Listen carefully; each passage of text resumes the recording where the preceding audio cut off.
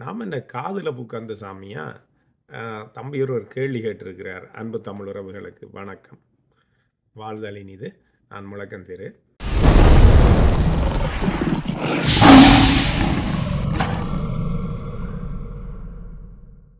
ஒரு கேள்வி கேட்டிருக்கிறார். என்னன்னு சொல்லி சொன்னால், மில்லர் என்ற அந்த பேர் வைக்கிறதால உங்களுக்கு என்ன பிரச்சனை? அது வெள்ளைக்காரன்ட பேர் தானே. ஆ நீங்கள் காப்பிரைட் வச்சிருக்கிறீங்களா? அப்படின்னு கேட்டிருக்கிறார். 2 விஷயத்தில கேள்வி வரும். ஒன்று வந்து உண்மையில அந்த மூளையில ஒரு ஐயம் வரைக்கல. அது ஒரு பாப்பப் பண்ணும் கேள்வி கேட்கல. 2வது விஷயம் வந்து நித்ரையா கிடக்கிற மாதிரியும் இருக்கிறதுக்கும், அது இப்படின்னு சில நேரம் விதண்டாவாதத்துக்கும் கேள்வி எழுப்பினோம். இது எப்படியானாலோ தெரியல. அப்ப கேள்விக்கு பதில் சொல்லும். தம்பி, நீங்கள் ஜான் என்று வைக்கலாமே.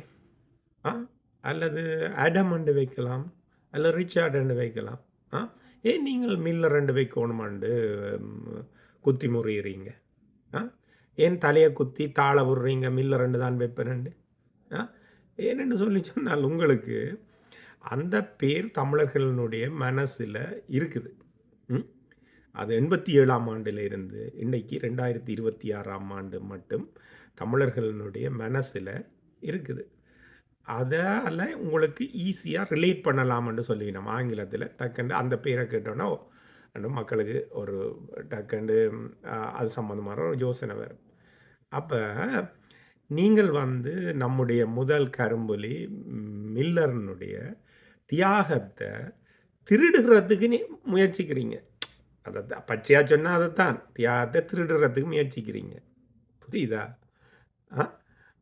அந்த அதான் காதுல பூ இங்க வெளிநாடுகள்ல காது பூக்களும் புடுங்கயில. வெளியில சரியான பனி கொட்டி எல்லா இலைகளும் உதிர்ஞ்சு போச்சு. இனி மேயில தான் பூ வரும்.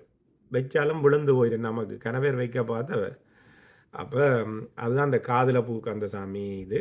இந்த மில்லர் என்ற பேர் எங்களுக்கும் தெரியும். மில்லர் என்ற பேர் இன்னும் எங்களுக்கு கூட போயும் தெரியும். என்னன்னு சொன்னா, மில்லர் என்ற பேர் வந்து பிரித்தானிய பேர் வந்து தானியங்கள அரைக்கிற அந்த அம் மில், அதாவது அந்த அரையலகம் இருக்குதல்லோ, அந்த தொழிலகம் வச்சிருக்கிறவர் அல்லது அங்க வேலை செய்றார்கள். அவைகளுக்கு அம் இருக்கக்கூடிய பேர். அதிலிருந்து தான் அந்த பேர் அங்கால மருவி மருவி வந்தான்னு சொல்லினோம்.